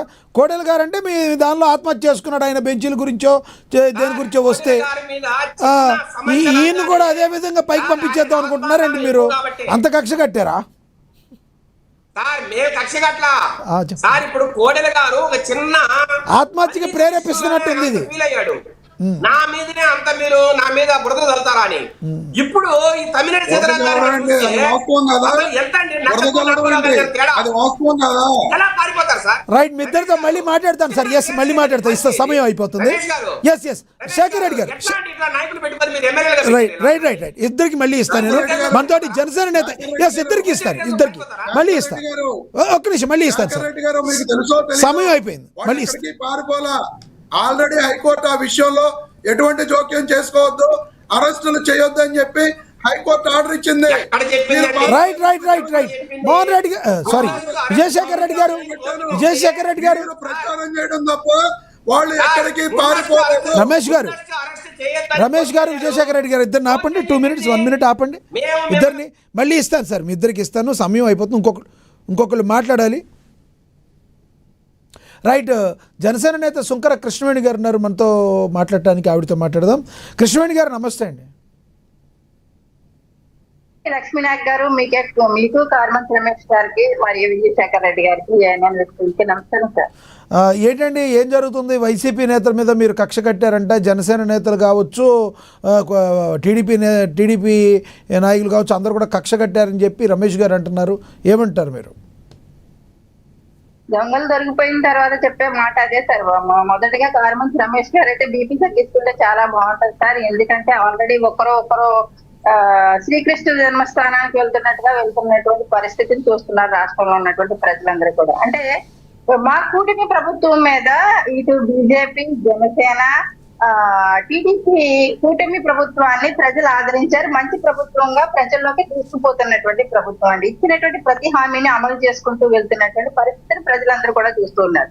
అంటే మేము ఇచ్చిన ప్రామిస్ ఏ రకంగా ప్రజలకి నెరవేర్చుకుంటూ వెళ్తున్నామో, వైసీపీ నాయకులు చేసినటువంటి ప్రతి అరాచకాన్ని కూడా చట్టం తన పని తను చేసుకుంటూ పోతుందండి. కర్మ సిద్ధాంతం అంటారు. కర్మ సిద్ధాంతం నుంచి ఎవరు తప్పించుకోలేరు. 100 తప్పులు చేసినటువంటి 100 గుడ్లు తిన్నటువంటి రాంబందుకి ఒకే గాలువాన అంటారు. అలాగా కర్మ సిద్ధాంతం అనేది దానికి అది అమలైపోతూ ఉంటది. దీని మీద ఏదో కక్షపూరితమైనటువంటి చర్యలు తీసుకున్నారు, కూటమి ప్రభుత్వం కక్ష సాధిస్తుంది అని వీళ్ళు ఎలా పడితే ఎడాపెడా మాట్లాడితే మాత్రం ఆల్రెడీ ప్రజలు 2 చెంపలు కూడా వాయించి పంపించినట్టుగా ఆల్రెడీ పంపించారు. వైసీపీకి 11 ఇచ్చి పంపించినటువంటి పరిస్థితి. కానీ ఇక్కడ వీళ్ళు తెలుసుకోవాల్సింది ఇప్పటికీ కూడా పశ్చాత్తాపం లేదండి. ఒక పేద కుటుంబం అంటే మాట్లాడితే సిట్టి అప్పలరాజు అనేటువంటి వ్యక్తి మాజీ మంత్రి కాబట్టి ఆయన కొడుకు ఏ తప్పు చేసినా సరే గాని అది సమర్థిస్తున్నారు. జగన్మోహన్ రెడ్డి గానే చూసాం, చిన్నపిల్లాడు తీసుకెళ్లి జైల్లో పెడతారా అనేసి. చిన్నపిల్లాడు చాక్లెట్ దొంగతనం చేయలేదు, అక్కడ ఒక కోండం మేకను చంపలేదండి. అక్కడ ఒక కుటుంబంలో ఉన్నటువంటి కుటుంబ పెద్ద అయినటువంటి ఒక దానయ్య అనేటువంటి వ్యక్తిని యాక్సిడెంట్ చంపేశాడు. చంపేసిన తర్వాత దాని మీద అటెంప్ట్ మర్డర్ కేసు పెడతారా, అది ఇది మీరు చెప్తున్నారు. అంటే పోలీసులు కూడా ఏ కేసు పెట్టారు? మన అటెంప్ట్ మర్డర్ కేసు పెట్టడానికి కేసులు మీరు తప్పించారు కాబట్టి నిజంగా మానవత్వం ఉన్నటువంటి వ్యక్తులు అయితే కనుక వెంటనే వెళ్ళి సిరి అప్పలరాజు అనేటువంటి వ్యక్తి పోలీసులకు సరెండర్ చేయాలి. తన కొడుకుని సరెండర్ చేసి నా బిడ్డ చేతిలో ఇలా తప్పు జరిగింది అనాలి. ఆ తర్వాత ఆ కుటుంబానికి సంబంధించినటువంటి ఆ మహిళతో బేరసారాలు మాట్లాడుతూ ఆ కుటుంబంతో ₹1,00,000 వాల్యూ కట్టాడండి. ఒక కుటుంబంలో వ్యక్తి చనిపోతే, అంటే వేరే కిందకు వచ్చినప్పుడు ఫైర్ యాక్సిడెంట్లు మిగతా జరిగినప్పుడు మీరు ఒక్కొక్క ప్రాణానికి ఒక విలువ కట్టి జగన్మోహన్ రెడ్డి గారు మాట్లాడుతూ ఉంటారు కదా. ఒక బీసీ కులానికి చెందినటువంటి వ్యక్తి కాబట్టి ₹1,00,000 వాల్యూ కట్టారు ఆ ప్రాణానికి. ఆ కుటుంబంలో బిడ్డలు, చిన్న బిడ్డలను చూడొచ్చు, తల్లిని చూడొచ్చు, ఆ భార్యను చూడొచ్చు. పేదరికం కల్లాడుతున్నటువంటి కుటుంబం పెద్దను కోల్పోయిన తర్వాత మీకు మానవత్వం ఎక్కడ? ఒక డాక్టర్ని ఎంతో మందిని బతికించారని సిరి అప్పలరాజు గారు చెప్తూ ఉంటారే. కానీ అలాంటప్పుడు ఆ కుటుంబంలో ఎందుకు జగన్మోహన్ రెడ్డి గారు శవ రాజకీయాలు చేస్తారు కదా? ఆ కుటుంబంలో ఉన్నటువంటి వ్యక్తి చనిపోయిన తర్వాత ఆ కుటుంబాన్ని ప్రశ్నిస్తూ ఉన్నారు. ఈ రోజు జగన్మోహన్ రెడ్డి గారు పదే మాట్లాడుతూ ఉన్నారు సార్. అనేక మార్పులు చిన్నపిల్లాడు అంటే ఇంట్లో చాక్లెట్లు ఇచ్చి కూర్చోబెట్టుకున్నది, వీడియో గేమ్ ఆడించుకోండి ఇంట్లో కూర్చొని అంతే కదా తప్ప ప్రజల్లోకి ఎలా పడితే అలాగా బైక్లు ఇచ్చేసేసి లేకపోతే బుల్లెట్లు ఇచ్చేసి పంపించేసి అక్కడ ప్రాణాలు కోల్పోయిన తర్వాత మీలో మానవత్వం అనేది మేల్కోకుండా ఈ రోజు ఒక బీసీ కార్డుని తీసుకొచ్చి మాట్లాడుతున్నటువంటి పరిస్థితి. అంటే క్రిమినల్ కి ఎక్కడ కులం సార్, ఏ కులం అన్నా అవనివ్వండి, అది కులం కార్డు వాడడం అనేది జగన్మోహన్ రెడ్డి గారికి అలవాటు అయిపోయింది. అమ్మటి అరుస్తూ తప్పులు చేస్తాడు, అక్కడ కులం కార్డు వాడతాడు. ఈ పక్కన సిరి అప్పలరాజు కొడుకు సిరి అప్పలరాజు కూడా తప్పు చేస్తారు, ఇక్కడ కులం కార్డు వాడతారు. అలాగే మనం చూస్తాం రావణ్ అనేటువంటి వ్యక్తి గురించి, ఆ వ్యక్తి గురించి కూడా కులం కార్డు వాడతారు. కులం కార్డు ఎందుకు వాడతారు? క్రిమినల్స్ కి కులం ఏంటి? క్రిమినల్ ఏమన్నా మీకు చెప్పి బయటికి నేను పలానా కులస్తుంది కాబట్టి పలానా క్రిమినల్ యాక్టివిటీ చేస్తున్నానని చెప్తాడు ఎక్కడైనా సరే. కానీ క్రిమినల్ కి ఎప్పుడు కులం ఉండదు అనేది మాదిరేని పవన్ కళ్యాణ్ గారు అనేక మార్లు చెప్తూ ఉంటారు సరే. మేము కూడా అదే సిద్ధాంతంతో చెప్తూ ఉంటాము. ఎందుకంటే పోలీస్ స్టేషన్ లో సెటిల్మెంట్లు అయ్యే కొన్ని కేసులు ఉంటాయి కాదనాను, కానీ ప్రాణాలు తీసేసినటువంటి కేసులో సెటిల్మెంట్లు చేసుకుని వేరొక విద్యార్థులు వేరొక అబ్బాయిని తీసుకొచ్చి అక్కడ బలి చేసి ఏంటండి కృష్ణవేణి గారు ఈ కరుణాకర్ లేకపోతే ఆ అబ్బాయిని బలి చేసో లేకపోతే తన మీద నేరాన్ని వేసుకుని పక్కకి తప్పించుకుని వెళ్ళిపోతానంటే ఆ కుటుంబం ఎంత బాధపడుతుంది. ఇవాళ సిద్ధార్థ్ అనేటువంటి అబ్బాయి ఉన్నాడు, ఆ అబ్బాయి కుటుంబం ఎంతో తన లైఫ్ అంతా నాశనం చేసినట్టే. ఒక మంత్రి కొడుకు కాబట్టి నువ్వు ఎన్నో తప్పులు చేసినా సరే కానీ తప్పించుకొని వేరే ఒక అబ్బాయిని బలి చేసినప్పుడు రైట్ ఎవరు ఇచ్చారు మీకు? బొమ్మన కరుణాకర్ రెడ్డి గురించి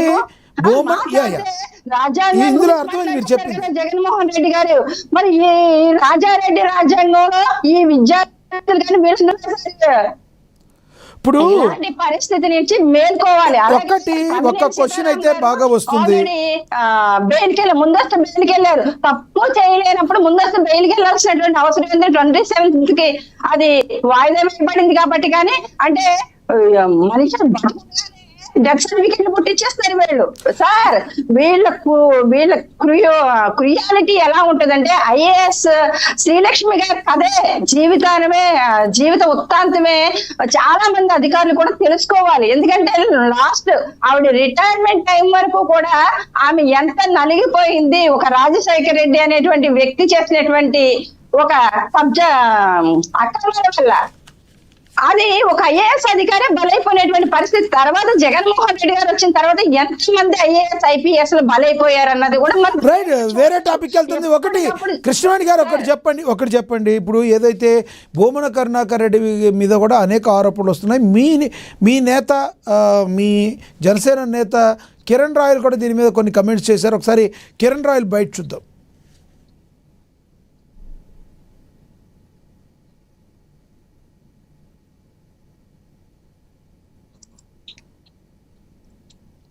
లక్ష్మీనాయక్ గారు కిరణ్ రాయల్ బయట ప్లే అవుతుంది చూద్దాం. లక్ష్మీనాయక్ గారు కిరణ్ రాయల్ బయట ప్లే చేయండి. రైట్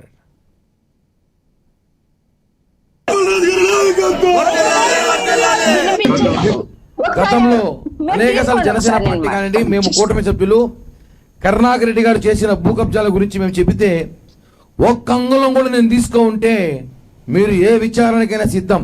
ఆయన ముందు మాట్లాడే ముందు విచారణ అంటాడు, మాటల్లో విచారణ అంటాడు, మాట్లాడిన తర్వాత విచారణ అంటాడు. విచారణకి బ్రాండ్ అంబాసిడర్ అయినా అలాంటి విచారణ మేము కూడా ఇస్తాం.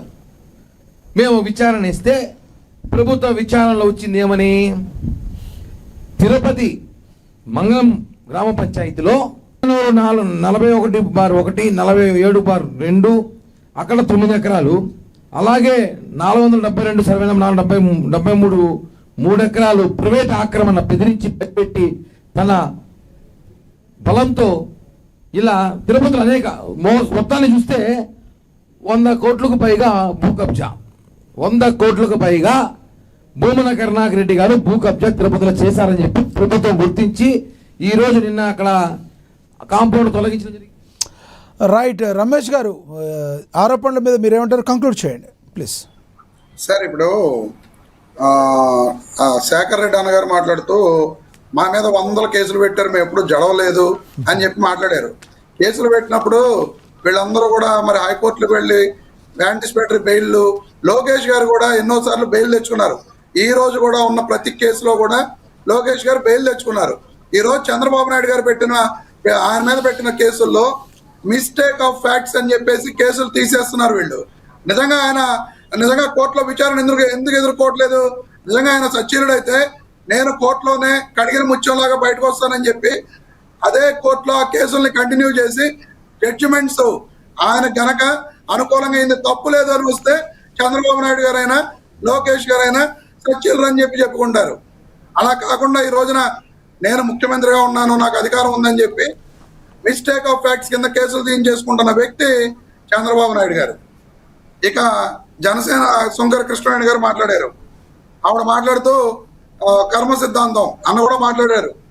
ఆ కర్మ సిద్ధాంతం కారణంగానే చంద్రబాబు నాయుడు గారు అరెస్ట్ అయ్యారనే సంగతి శేఖర్ రెడ్డి గారు గుర్తుపెట్టుకోవాలి.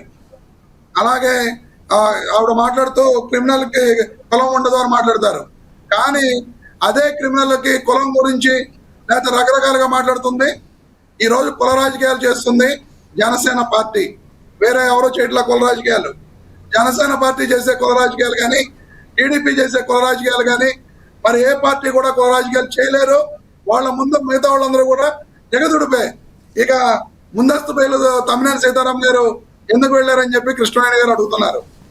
మీరు అక్రమంగా అన్యాయంగా కేసులు కట్టి జైళ్లలో పెడదామనుకుంటే మాకు న్యాయస్థానాలే ఉన్న ఆప్షన్ కాబట్టి ఆ న్యాయస్థానాల ద్వారా న్యాయం జరుగుద్దనే ఉద్దేశంతో ముందస్తు బెయిల్లకు వెళ్తారమ్మా కృష్ణవేణి గారు.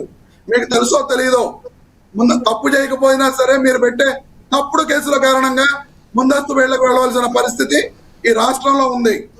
అరవ శ్రీధర్ జనసేన పార్టీ నుంచి పాప 5 సార్లు అబార్షన్ చేయించాడు, నన్ను చాలా ఇబ్బందులకు గురి చేశాడు, నన్ను పెళ్లి చేసుకుంటానని చెప్పి మోసం చేశాడు అని చెప్పి ఆ వీణ అనే అమ్మాయి పాప రోడ్ల మీదకి వచ్చి మాట్లాడితే ఈ రోజున మీ నాయకుడు కానీ మీ పార్టీ కానీ అధికారంలో ఉండి కనీసం ఆ రోజు శ్రీధర్ మీద కేసు కట్టించలేదు. అది మీ పార్టీ భాగోతం, మీ నాయకుడి భాగోతం. మీరు కూడా నీతులు మాట్లాడుతున్నారు అంటే ఇక్కడ చాలా ఆశ్చర్యకరంగా ఉంది. ఇక పంచదారుల కొండ గుండు కొట్టేశారు. మొత్తం ఎంత దారుణంగా గుండు కొట్టేశారు.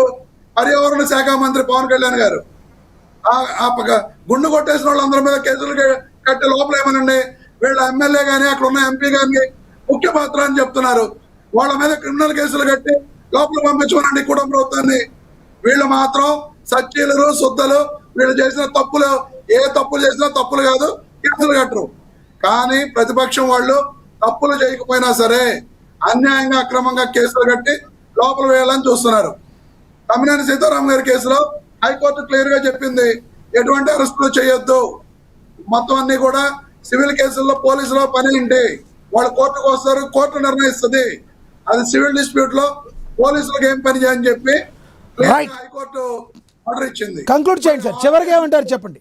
చివరికి ఏమంటారు? తమ్మినేని సీతారాం గారిది తప్పు లేదా మిగతా వాళ్ళు తప్పు అని చెప్పి వీళ్ళు మాట్లాడటం వీళ్ళ అవివేకానికి అజ్ఞానానికి హాస్యాస్పదంగా ఉందని చెప్పి నేను ఈ రకంగా మీకు తెలియజేస్తున్నాను. రైట్ శేఖర్ రెడ్డి గారు కంక్లూడ్ చేయండి. శేఖర్ రెడ్డి గారు మ్యూట్లో ఉన్నారు, చూడండి, అన్మ్యూట్ చేయండి. ఇప్పుడు హ్యాపీగా ఉంటది, మాటకి మాట అన్నా ఇంక ఇబ్బంది లేదు లెవెల్లో హ్యాపీగా ఫీల్ అవుతున్నాడు, సంతోషం. సార్ ఇక్కడ కర్మ సిద్ధాంతం అని చెప్పావు కదన్నా నువ్వు. అదే కర్మ సిద్ధాంతం తోటి చంద్రబాబు నాయుడు గారు అరెస్ట్ అయ్యారు అనేది కూడా నువ్వు గుర్తుపెట్టుకోవాలి. రేపు 2029 తర్వాత ఎవరెవరు అరెస్ట్ అవుతారో కూడా అదే కర్మ రిటర్న్స్, అది కూడా గుర్తుపెట్టుకోండి. అదే కర్మ రిటర్న్స్, తిరుగు లేదు అసలు. ఓకే, అసలు సమస్య లేదు. 2029 తర్వాత మీరు వచ్చే కర్మ రిటర్న్స్ పెట్టేది కరెక్టే, రెండు జరిగిపోయితే ఖచ్చితంగా జరుగుతాయి. రమేష్ గారు నేను మిమ్మల్ని లేకపోతే ఏ రకంగా కొంతమంది నాయకుల్లో అనట్లే. ఇక్కడ ఎవరైతే ఆ రోజు మా పార్టీ నాయకుల్ని అంటే మమ్మల్ని అంటే రైటే, మీ పార్టీలో కొన్ని వందల మంది నాయకులు ఉన్నారు, మేము అందరినీ అనట్లే. వీరు ఏంటంటే అనవసరమైన మాటలు, అంటే అర్థం పర్థం లేని మాటలు. నిండు అసెంబ్లీలో చంద్రబాబు నాయుడు గారిని ఎంత దారుణంగా మాట్లాడారండి, అవసరమా సార్? గెలుపు ఓటమి సహజం. రమేష్ గారు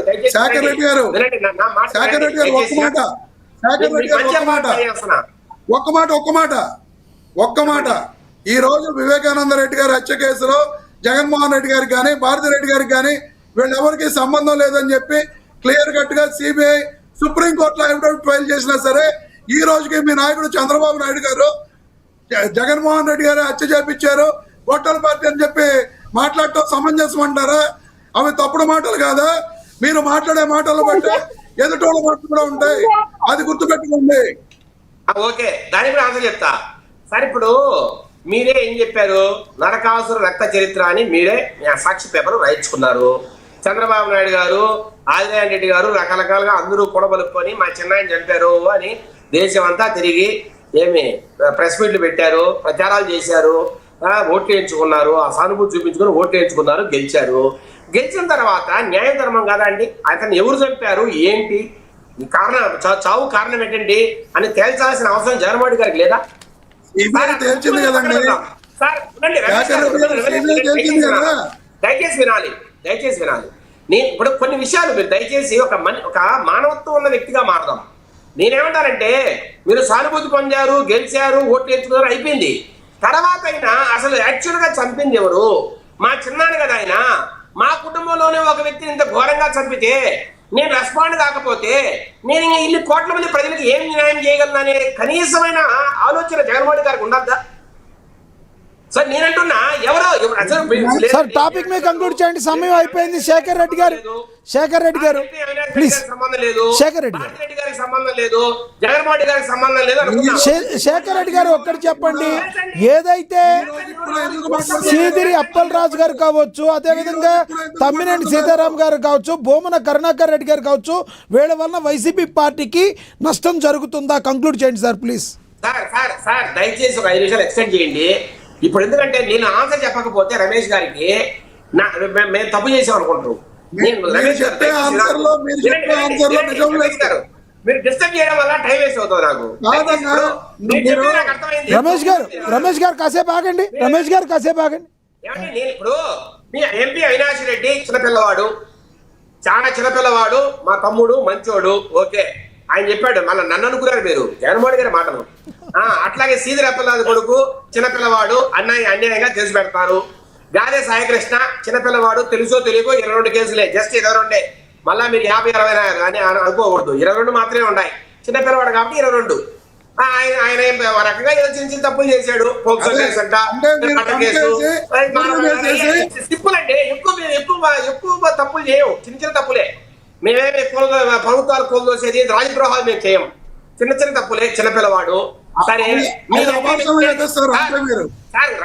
రమేష్ గారు వినండి సార్, ఈ అబార్షన్లు బెంగళూరు ఘటనలు ఎందుకు సార్? వదిలేండి రమేష్ గారు, జరిగిన వదిలేయండి. వాళ్ళ మీద ఎటువంటి కేసులు ఉండవు. వాళ్ళ మీద ఎటువంటి కేసులు ఉండవు. వివేకానంద రెడ్డి గారిని చంపింది ఎవరో మీరు ఎందుకు 5 సంవత్సరాల్లో కనిపెట్టలేకపోయారు?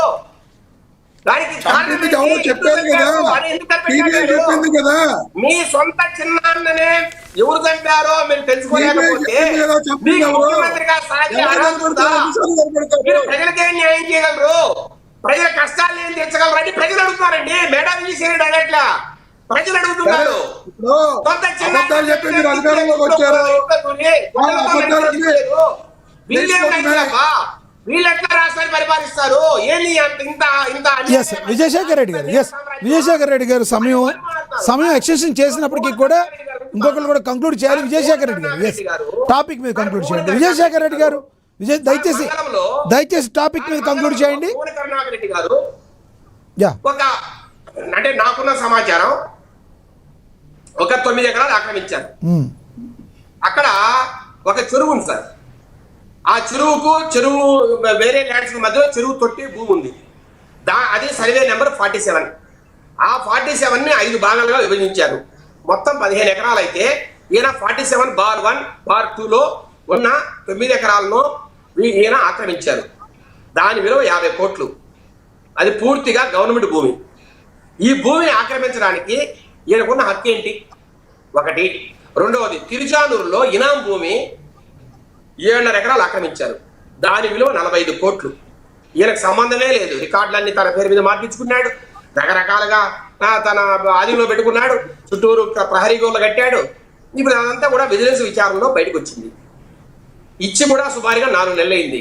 ప్రభుత్వం దాని మీద చర్యలు తీసుకుంటూ ఉంటే ఈ రోజు ఆయన ప్రెస్ మీట్లు పెట్టి నేను శుద్ధపూసను, నా మీద మీరు ఎన్ని విచారణలు చేసుకోవచ్చు, నేను జగన్మోహన్ కన్నా గొప్పవాడిని, లేదంటే వైఎస్ రాజారెడ్డి కన్నా గొప్పవాడిని, నేను తప్పు చేయడం అనేది జరగదు, నేను ఆయన మన దేవదేవుడైన శ్రీ వెంకటేశ్వరుడు అంటే నాకు మహాభక్తి, ఆయన ఒక ఏదో చేతిలో సార్ రమేష్ గారు మీరే వినాలి, చేతులు అగ్గి పుట్టించుకొని ఆయన ఒక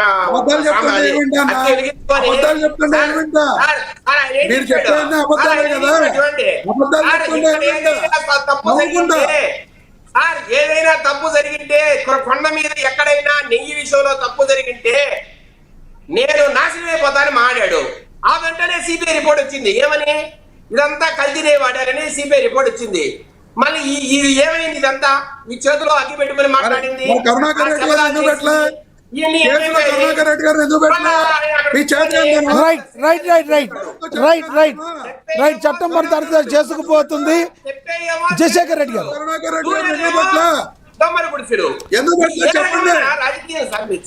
ఎస్ రమేష్ గారు ఆగండి. శేఖర్ రెడ్డి గారు ఆగండి. 3 ఎకరాల ప్రభుత్వ రైట్ శేఖర్ రెడ్డి గారు మీ అభిప్రాయం అర్థమైంది, మీరు చెప్పిన ఇది అర్థమైంది. సమయం తక్కువ ఉంది. ఇక కృష్ణవేణి గారు కూడా కంక్లూడ్ చేయాలి, అన్యదా భావించొద్దు. కృష్ణవేణి గారు కంక్లూడ్ చేయండి. కరుణాకర్ రెడ్డి గారి మీద ఈ రోజు ప్రభుత్వం ఒక్క రోజులో వెళ్ళి అక్కడ బోర్డులు పెట్టలేదు సార్. రెవెన్యూ రికార్డుల ప్రకారం కావచ్చు, విజిలెన్స్ నివేదికల ప్రకారం కావచ్చు, అధికారులు పరిశీలన తర్వాతే చర్యలు తీసుకోవడం జరుగుతుంది. అంటే వీళ్ళు ఆరోపణలు వచ్చినట్లు ఒక ప్రెస్ మీట్ పెట్టి ప్రభుత్వం మా మీద కక్ష సాధింపు చేస్తుంది అంటే వీళ్ళు చేసినటువంటి ప్రతి అక్రమాన్ని అన్యాయాన్ని కూడా తిప్పుకొట్టడానికి, లేకపోతే అది ప్రజలను డైవర్ట్ చేయడం కోసం కూటమి ప్రభుత్వం మీద నిందలేస్తున్నటువంటి పరిస్థితి. కానీ అధికారులు కానీ ఈ రోజు ప్రభుత్వం కానీ చేస్తున్నటువంటి ఈ దాడులు ప్రభుత్వం చేయిస్తుంది. ఇక్కడ గౌరవ ముఖ్యమంత్రి గారు చేస్తున్నారనో, లేకపోతే కుటుంబ ప్రభుత్వంలో ఉన్నటువంటి పెద్దలు చేస్తున్నారో, వీళ్ళు చెప్తున్నటువంటి ఈ ఆరోపణలు ఏవైతే ఉన్నాయో అవన్నీ కూడా అవాస్తవాలని ప్రజలకు తెలుసు. రైట్ కృష్ణవేణి గారు, డిబేట్ కి సంబంధం లేకపోయినా మిమ్మల్ని క్వశ్చన్ అడగాల్సి వస్తుంది. గతంలో ఏదైతే మీది కాకినాడ జిల్లా కాబట్టి అడగాల్సి వస్తుంది. ద్వారంపూడి చంద్రశేఖర్ రెడ్డి ఎన్నో అన్యాయం చేశారు. గతంలో పవన్ కళ్యాణ్ గారు కూడా అనేక ఆరోపణలు చేశారు. ఆయన మీద ఎటువంటి పరిస్థితుల్లో వదిలేది లేదని చెప్పారు. ఇప్పుడు ఇదే ద్వారంపూడి చంద్రశేఖర్ రెడ్డి గారి మీద మరి ఎందుకు చర్యలు తీసుకోలేకపోతుంది కూటమి ప్రభుత్వం? నేర నిరూపణ చేయలేదా? ఎక్కడి వరకు వచ్చింది, ఏం జరుగుతుందని కొంతమంది ప్రశ్నిస్తున్నారు. మరోవైపు ఇదే ద్వారంపూడి చంద్రశేఖర్ రెడ్డి గారు కొన్ని సభల్లో మాట్లాడుతూ క్రిస్టియానిటీ అనే ఒక దాని గురించి మాట్లాడుతూ ఒక క్రిస్టియన్ ముఖ్యమంత్రి ఉండాలంటూ మాట్లాడటం పెద్ద దుమారం మేరేగిందా? ఏమన్నా మీ దృష్టికి వచ్చినాయా? ద్వారంపూడి చంద్రశేఖర్ రెడ్డి గారి గురించి మీ కూటమి ప్రభుత్వం భయపడుతుందా? పవన్ కళ్యాణ్ గారు ఎందుకు ముందుకు వెళ్ళటం లేదు? ఏం చెప్తారు? నేను ఒకటి చెప్తానండి. ద్వారంపూడి చంద్రశేఖర్ రెడ్డి అనేటువంటి వ్యక్తి ఇక్కడ కాకినాడ ప్రాంతంలో తిరగకుండా ఎక్కడ ఉంటున్నాడో కూడా తెలియనటువంటి పరిస్థితి. అంటే కొన్ని గాలి వార్తలు చెత్తలు కొడుతూ ఉంటాయి. మొన్న ఇక్కడ ముద్రగడ్డ గారు చనిపోయినటువంటి పరిస్థితిలో వచ్చి ఏ రకంగా జగన్మోహన్ రెడ్డి గారు తాడు మోసే కార్యక్రమాన్ని కూడా వెనకాల నుంచి ద్వారంపూడి చంద్రశేఖర్ రెడ్డి తన మనుషులతో ఆయన చుట్టూరా ఏ రకంగా పహారా కాయించి ఏ రకంగా అక్కడ కుటుంబంలో కూడా చిచ్చు పెట్టేటువంటి పరిస్థితులను సృష్టించాడు అన్నది ప్రజలందరికీ తెలుసు. అంటే ముందు రోజు వచ్చి జగన్మోహన్ రెడ్డి గారు ఇక్కడ పాడి మోసారు, నెక్స్ట్ డే వెళ్ళి ఇదే ద్వారంపూడి చంద్రశేఖర్ రెడ్డి గారు మాజీ ముఖ్యమంత్రి పులివెందుల ఎమ్మెల్యేని కలిసి వచ్చారు. అంటే తెర వెనక ఏ రాజకీయం జరిగిందన్నది క్లియర్ గా ఇక్కడ ఉన్నటువంటి కాకినాడ వాసులకి తెలుసు. కానీ ఇక్కడ ద్వారంపూడి చంద్రశేఖర్ రెడ్డికి భయపడిపోయేంత వీక్ అయినటువంటి ప్రభుత్వం మాది కాదు సార్. ఎందుకంటే పరుగులు పెట్టేస్తున్నటువంటి ప్రభుత్వం. ఎక్కడ దాక్కుంటున్నారో పరుగులో దొంగల్లా దాక్కుని తెరగవేకరించి రాజకీయం నడిపించినంత మాత్రాన ఆ రాజకీయ కుదుపుకే ఇదేలైపోయేటువంటి ప్రభుత్వం మాది కాదు. ఎందుకంటే ద్వారంపూడి చంద్రశేఖర్ రెడ్డి అనేటువంటి వ్యక్తి ఎన్ని అక్రమాలు చేశాడు, ఎన్ని అక్రమ కేసులు పెట్టాడన్నది కూడా మాకు తెలుసు. మొన్న రీసెంట్ గా మేము సమాచార సేకరణ కమిటీలో మేము వర్క్ చేస్తుంటే ఆ రోజు కోర్టుకి అటెండ్ కాకపోతే ఇక్కడ మంత్రివర్గంలో ఉన్నటువంటి వ్యక్తుల దగ్గర నుంచి కూడా అందరికీ కూడా నాన్ బెయిలబుల్ వారెంట్ వచ్చింది సార్ మాకు. ఈయన ద్వారంపూడి చంద్రశేఖర్ రెడ్డి గారు మా మీద దాడి చేసి మా మీద అక్రమ కేసులు కట్టించింది విషయం. 6 సంవత్సరాల నుంచి న్యాయ పోరాటం చేస్తున్నాం. కర్మ సిద్ధాంతం అనేది ఎవరికైనా సమానమే, దాన్ని ఎవరు తప్పించుకోలేరు. తప్పించుకుని తిరుగుతున్నాము, పారిపోతున్నాము అని అనుకుని ఉండొచ్చు, కానీ అలాంటి వ్యక్తులను అయితే మాత్రం ఖచ్చితంగా మేము వదిలేటువంటి పరిస్థితి లేదు. అలాగే భగవంతుడు అసలు వదలడు సార్. ఎందుకంటే ద్వారంపూడి చంద్రశేఖర్ రెడ్డి అనేటువంటి వ్యక్తి కబంధ హస్తాల్లో కాకినాడ జిల్లాయే కాదు ఉమ్మడి తూర్పుగోదావరి జిల్లా ఎలా నలిగిపోయిందన్నది కూడా పూర్తిగా ప్రజలందరికీ తెలుసు. ఇవాళ జగన్మోహన్ రెడ్డి గారే కాదు, అలాగే ద్వారంపూడి చంద్రశేఖర్ రెడ్డి గారే కాదు, కర్మ సిద్ధాంతం నుంచి అయితే తప్పించుకునేటువంటి సరే కర్మ సిద్ధాంతం తర్వాత అండి చట్టం తన పని తను చేసుకుపోవాలంటే మీ దగ్గర ఎవిడెన్స్లు ఏమైనా ఉన్నాయా? ఓన్లీ ఆరోపణలేనా? ద్వారంపూడి చంద్రశేఖర్ రెడ్డిని ఇప్పుడు ద్వారంపూడి చంద్రశేఖర్ రెడ్డి మీద ఎన్నో అభియోగాలు ఉన్నాయి అంటున్నారు. దాని మీద ఎంతవరకు ముందుకు తీసుకెళ్లారు? మీరు చేసిన కేవలం ఆరోపణలేనా లేదంటే నిజంగానే ఉన్నాయా? మీరు ఎందుకు ముందుకు తీసుకెళ్ళలేకపోతున్నారు మీ కూటమి ప్రభుత్వం? దేనికైనా టైం వస్తుంది, టైం రాకుండా వాళ్ళ పని వాళ్ళు చేస్తారు. మీ అభిప్రాయం అర్థమైంది. విజయశేఖర్ రెడ్డి గారు ఏదో చెప్తున్నారు, కంక్లూడ్ చేద్దాం ఈ టాపిక్. ఇదే దీని గురించి అయితే చెప్పండి. రమేష్ గారు అడుగుతున్నా, ఇప్పుడు ద్వారంపూడి చంద్రశేఖర్ రెడ్డి గారు ఆయన ఏమన్నారు, క్రిస్టియన్ ముఖ్యమంత్రి కావాలని అడిగారు కదా. అవును. దీంట్లో చిన్న డౌట్ సార్ నాకు. చెప్పండి. కన్వర్టెడ్ క్రిస్టియన్ అయిన వ్యక్తి అయినా కావచ్చా, లేదంటే ముందు నుంచి క్రిస్టియన్ అయిన వ్యక్తి ఓకేనా? ముందు నుంచి క్రిస్టియన్లు భారతదేశంలో ఎక్కడ ఉన్నారండి? అందరూ కన్వర్టెడే కదా. ఓకే, ఒక క్వశ్చన్ ఆన్సర్ ఇచ్చారు. రెండో క్వశ్చన్ సార్ క్రిస్టియన్ అయినా కూడా హిందూ పేరు పెట్టుకున్నా ఓకేనా, లేదు క్రిస్టియన్ పేరే పెట్టుకోవాలనా? అది ఆయన అడగాలి. మూడోది అది ఆయన అడగాలి రమేష్ గారి. మూడో క్వశ్చన్ క్రిస్టియన్ అయితే చాలనా, ఆయన మీ పార్టీ అయినా లేదంటే ఇంకొక పార్టీ అయినా ఇబ్బంది లేదా? ఏదైనా క్రిస్టియన్ ఉంటే చాలనా? అంటే సార్ నేను అడుగుతున్నా, అంటే షర్మిల గారు సార్ రమేష్ గారు మీ మ్యూట్ లో ఉన్నారు. అన్మ్యూట్ చేయండి రమేష్. చెప్పండి. నా కూతుర్లు క్రిస్టియన్లు, నా భార్య క్రిస్టియన్ అని చెప్పాడు పవన్ కళ్యాణ్ గారు. ఈ రోజు ఆయన ఏం చేస్తున్నాడు? సనాతన ధర్మం అవతారం ఎత్తాడు. ఎందుకు ఎత్తారు మరి? క్రిస్టియన్ అన్నాడు, నేను బైబిల్ చదివాను అన్నాడు. మా నాన్నగారు సెక్రటరీ అన్నాడు, మా నాన్నగారు సెక్రటరీ అన్నారు. రాజకీయాలు చేసేది మీరు. సార్ మేము క్రిస్టియన్ కుల రాజకీయాలు, మత రాజకీయాలు చేసేది మీరు. మేము కాదు కుల రాజకీయాలు, మత రాజకీయాలు చేసేది. సమాధానం చెప్పగలరా? నేను అదే అడుగుతున్నా మిమ్మల్ని క్లియర్ గా. పవన్ కళ్యాణ్ గారు ఏం చెప్పారు చెప్పండి, ఏం చెప్పారు మీరు చెప్పండి.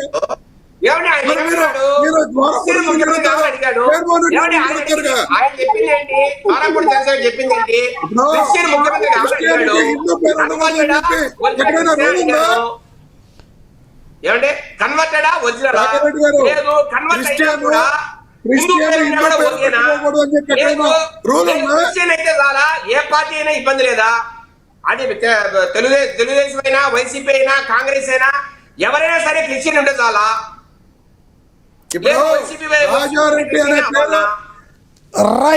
రైట్ దీని గురించి మరొకసారి టాపిక్ పెడదాం, మరోసారి మాట్లాడదాం దీని గురించి. ఇది చాలా లెందీ ఆన్సర్స్ ఉన్నాయి దీనికి చాలా లెందీ ఆన్సర్స్ ఉన్నాయి. దీని గురించి మరొకసారి మాట్లాడదాం.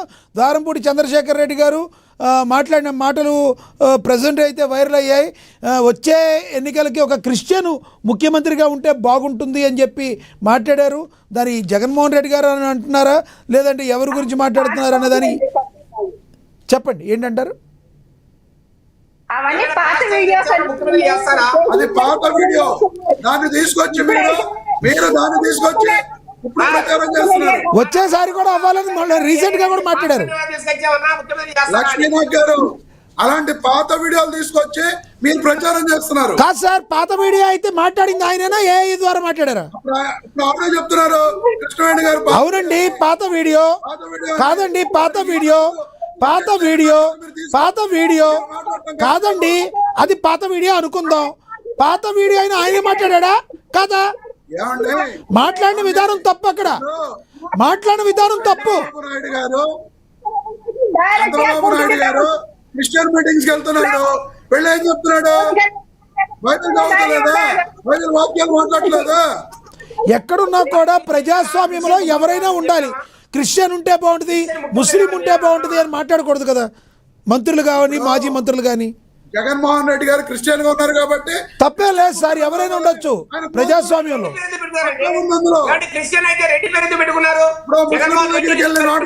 సార్ ఆయన కన్వర్టెడ్ క్రిస్టియన్ అంటారు, ఇది వేరేగా వెళ్తుంది. రాజశేఖర రెడ్డి గారు, సారీ శేఖర్ రెడ్డి గారు, విజయశేఖర్ రెడ్డి గారు. జగన్మోహన్ రెడ్డి అండి ఎంతమంది మోసం చేయాలనుకున్నారు? హిందువులు ఎందుకు మోసం చేస్తారు? రైట్, మీ అభిప్రాయం తెలియజేసినందుకు ధన్యవాదాలండి మేడం విజయశేఖర్ రెడ్డి గారు, అదేవిధంగా కారుమూరి రమేష్ గారు, అదేవిధంగా సుంకర కృష్ణవేణి గారు. ధన్యవాదాలండి మీ అభిప్రాయం తెలియజేసినందుకు.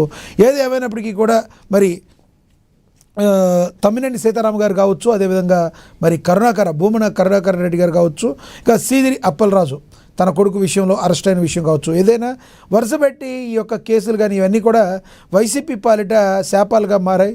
నెత్తి నోరు కొట్టుకున్న ఆయన ఏదైనా మాట్లాడిన జగన్మోహన్ రెడ్డి గారు వచ్చి ఇమీడియట్లీ ఇంకొకటి ఏదో ఒకటి రావటం, ఇవన్నీ చూస్తే జగన్మోహన్ రెడ్డి గారికి కొంత నిరాశ నిస్పృహలోకి వెళుతున్నారు. ఏం చేయాలో తెలవడం లేదంటూ కొంతమంది విశ్లేషకులు అభిప్రాయపడుతున్నారు. మీరేమంటారు? ఇవన్నీ కూడా వైసీపీకి పాజిటివ్స్ అయ్యే అవకాశం ఉంటుందా, నెగిటివ్స్ అయ్యే అవకాశం ఉంటుందా? మీరేమనుకుంటారు? కామెంట్ బాక్స్లో కామెంట్ చేయండి. ఇది వాళ్ళ స్పెషల్ డిబేట్ చూస్తూనే ఉండండి. ఏనని నమస్తే.